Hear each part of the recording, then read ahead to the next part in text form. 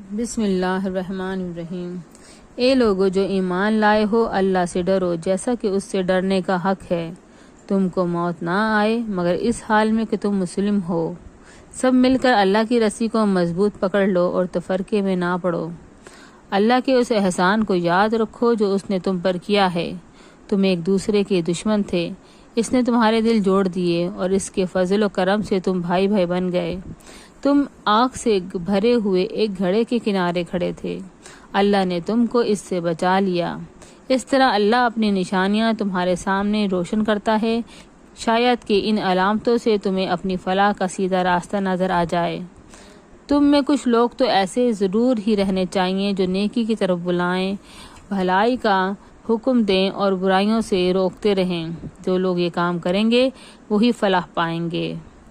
کہیں تم ان لوگوں کی طرح نہ ہو جانا جو فرقوں میں بٹ گئے اور کھلی کھلی واضح ہدایات پانے کے بعد پھر اختلافات میں مبتلا ہوئے۔ جنہوں نے یہ روش اختیار کی وہ اس روز سخت سزا پائیں گے، جبکہ کچھ لوگ سرخ روح ہوں گے اور کچھ لوگوں کا منہ کالا ہوگا۔ جن کا منہ کالا ہوگا ان سے کہا جائے گا کہ نعمت ایمان پانے کے بعد بھی تم نے کافرانہ رویہ اختیار کیا۔ اچھا تو اب اس کفران نعمت کے صلے میں عذاب کا مزہ چکھو۔ رہے وہ لوگ جن کے چہرے روشن ہوں گے تو ان کو اللہ کے دامن رحمت میں جگہ ملے گی اور ہمیشہ وہ اسی حالت میں رہیں گے۔ یہ اللہ کے ارشادات ہیں جو ہم تمہیں ٹھیک ٹھیک سنا رہے ہیں، کیونکہ اللہ دنیا والوں پر ظلم کرنے کا کوئی ارادہ نہیں رکھتا۔ زمین و آسمان کی ساری چیزوں کا مالک اللہ ہے اور ساری معاملات اللہ ہی کے حضور پیش ہوتے ہیں۔ اب دنیا میں وہ بہترین گروہ تم ہو جسے انسانوں کی ہدایت و فلاح کے لیے میدان میں لایا گیا ہے۔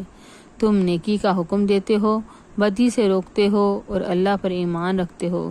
یہ اہل کتاب ایمان لاتے تو انہی کے حق میں بہتر تھا، اگرچہ ان میں سے کچھ لوگ ایماندار بھی پائے جاتے ہیں مگر ان کے بیشتر افراد نافرمان ہیں۔ یہ تمہارا کچھ بگاڑ نہیں سکتے، زیادہ سے زیادہ بس کچھ ستا سکتے ہیں۔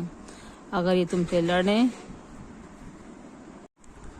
اب دنیا میں وہ بہترین گروہ تم ہو جو سے انسانوں کی ہدایت و اصلاح کے لیے میدان میں لایا گیا ہے۔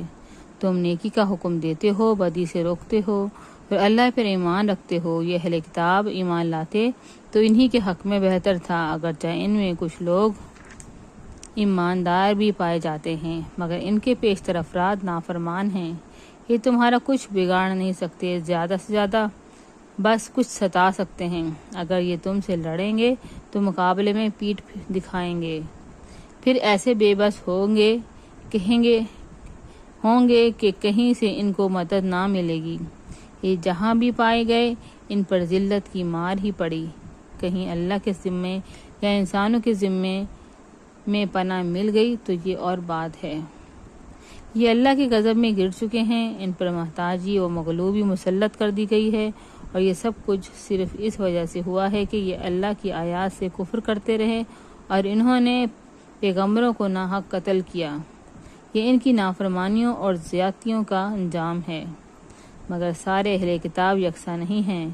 ان میں کچھ لوگ ایسے بھی ہیں جو راہ راست پر قائم ہیں، راتوں کو اللہ کی آیات پڑھتے ہیں اور اس کے آگے سجدہ ریز ہوتے ہیں، اللہ اور روز آخرت پر ایمان رکھتے ہیں، نیکی کا حکم دیتے ہیں، برائیوں سے روکتے ہیں اور بھلائی کے کاموں میں سرگرم رہتے ہیں۔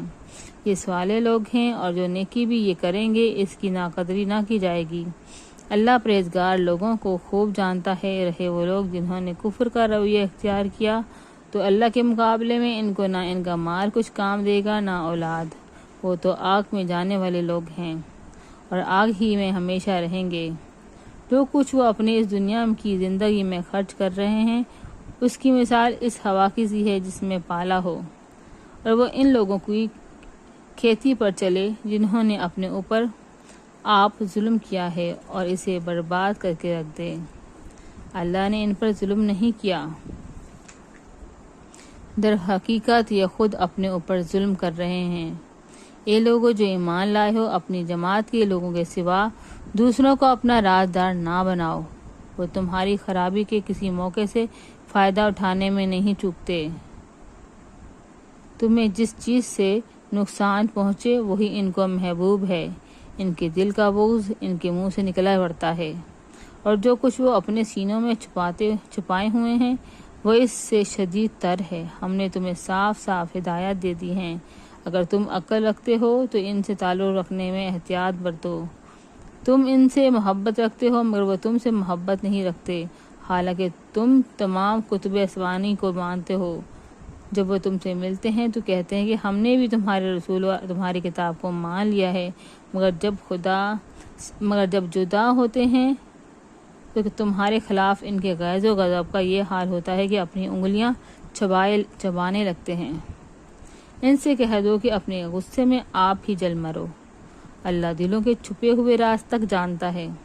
تمہارا بھلا ہوتا ہے تو ان کو برا معلوم ہوتا ہے، اور تم پر کوئی مصیبت آتی ہے تو یہ خوش ہوتے ہیں، مگر ان کی کوئی تدبیر تمہارے خلاف کارگر نہیں ہو سکتی، بشرطیہ تم صبر سے کام لو، اللہ سے ڈر کر کام کرتے رہو۔ جو کچھ یہ کر رہے ہیں اللہ اس پر حاوی ہے۔ اے پیغمبر صلی اللہ علیہ وسلم، مسلمانوں کے سامنے اس موقع کا ذکر کرو جب تم صبح سویرے اپنے گھر سے نکلے تھے اور احد کے میدان میں مسلمانوں کو جنگ کے لیے جا بجا مامور کر رہے تھے۔ اللہ ساری باتیں سنتا ہے اور وہ نہایت باخبر ہے۔ یاد کرو جب تم میں سے دو گروہ بزدلی دکھانے پر آمادہ ہو گئے تھے، حالانکہ اللہ ان کی مدد پر موجود تھا، اور مومنوں کو اللہ ہی پر بھروسہ رکھنا چاہیے۔ آخر اس سے پہلے جنگ بدر میں اللہ تمہاری مدد کر چکا تھا، حالانکہ اس وقت تم بہت کمزور تھے، لہٰذا تم کو چاہیے کہ اللہ کی ناشکری سے بچو۔ امید ہے اب تم شکر گزار بنو گے۔ یاد کرو جب تم مومنوں سے کہہ رہے تھے، کیا تمہارے لیے یہ بات کافی نہیں کہ اللہ 3000 فرشتے اتار کر تمہاری مدد کرے؟ بے شک اگر تم صبر کرو اور خدا سے ڈرتے ہوئے کام کرو تو جس آن دشمن تمہارے اوپر چڑھ کر آئیں گے اسی آن تمہارا رب 3000 نہیں 5000 صاحب نشان فرشتوں سے تمہاری مدد کرے گا۔ یہ بات اللہ نے تمہیں اس لیے بتا دی ہے کہ تم خوش ہو جاؤ اور تمہارے دل مطمئن ہو جائیں۔ فتح و نصرت جو کچھ بھی ہے اللہ کی طرف سے ہے، جو بڑی قوت اور دانا و بینا ہے، اور یہ مدد وہ تمہیں اس لیے دے گا تاکہ کفر کی راہ چلنے والوں کا ایک بازو کاٹ دے یا ان کو ایسی ذلیل شکست دے کہ وہ نامرادی کے ساتھ پسپا ہو جائیں۔ اے پیغمبر صلی اللہ علیہ وسلم، فیصلے کے اختیارات میں تمہارا کوئی حصہ نہیں، اللہ کو اختیار ہے، چاہے انہیں معاف کرے چاہے سزا دے، کیونکہ وہ ظالم ہیں۔ زمین اور آسمانوں میں جو کچھ ہے اس کا مالک اللہ ہے، جس کو چاہے بخش دے اور جس کو چاہے عذاب دے، وہ معاف کرنے والا اور رحیم ہے۔ اے لوگو جو ایمان لائے ہو، یہ بڑھتا اور چڑھتا سود کھانا چھوڑ دو اور اللہ سے ڈرو۔ امید ہے کہ تم فلاح پاؤ گے۔ اس آگ سے بچو جو کافروں کے لیے مہیا کی گئی ہے، اور اللہ اور رسول کا حکم مان لو۔ توقع ہے کہ تم پر رحم کیا جائے گا۔ دوڑ کر چلو اس راہ پر جو تمہارے رب کی بخشش اور اس جنت کی طرف جاتی ہے جس کی وسعت زمین آسمان جیسی ہے، اور وہ اس خدا ترس لوگوں کے لیے مہیا کی گئی ہے جو ہر حال میں اپنے مال خرچ کرتے ہیں، خواہ بدحال ہوں یا خوشحال، جو غصے کو پی جاتے ہیں اور دوسروں کے قصور معاف کر دیتے ہیں۔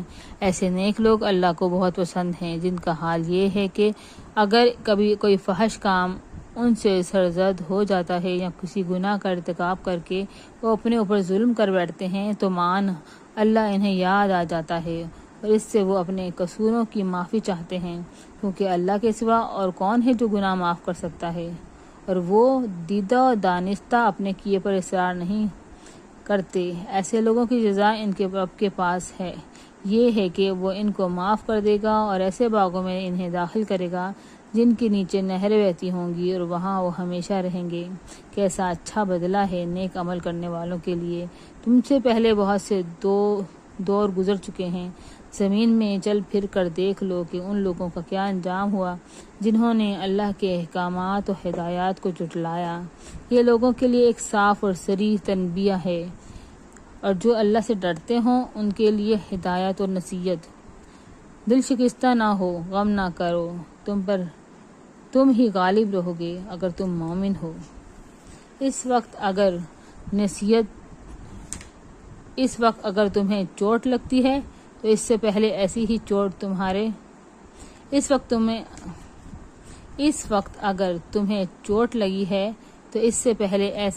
تمہارے مخالف فریق کو بھی لگ چکی ہے۔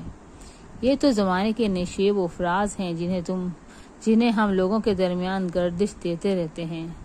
تم پر یہ وقت اس لیے لایا گیا تھا کہ اللہ دیکھنا چاہتا تھا کہ تم میں سچے مومن کون ہیں، اور ان لوگوں کو چھانٹ لینا چاہتا تھا جو واقعی راستے کے گواہ ہوں، کیونکہ ظالم لوگ اللہ کو پسند نہیں ہیں، اور وہ اس آزمائش کے ذریعے سے مومنوں کو الگ چھانٹ کر کافروں کی سرکوبی کر دینا چاہتا تھا۔ کیا تم نے یہ سمجھ رکھا ہے کہ یوں ہی جنت میں چلے جاؤ گے، حالانکہ ابھی اللہ نے یہ تو دیکھا ہی نہیں کہ تم میں کون وہ لوگ ہیں جو اس کی راہ میں جانیں لڑانے والے اور اس کی خاطر صبر کرنے والے ہیں۔ تم تو موت کی تمنائیں کر رہے تھے، مگر یہ اس وقت کی بات تھی جب موت سامنے نہ آئی تھی۔ لو اب وہ تمہارے سامنے آ گئی ہے اور تم نے اس کو آنکھوں سے دیکھ لیا۔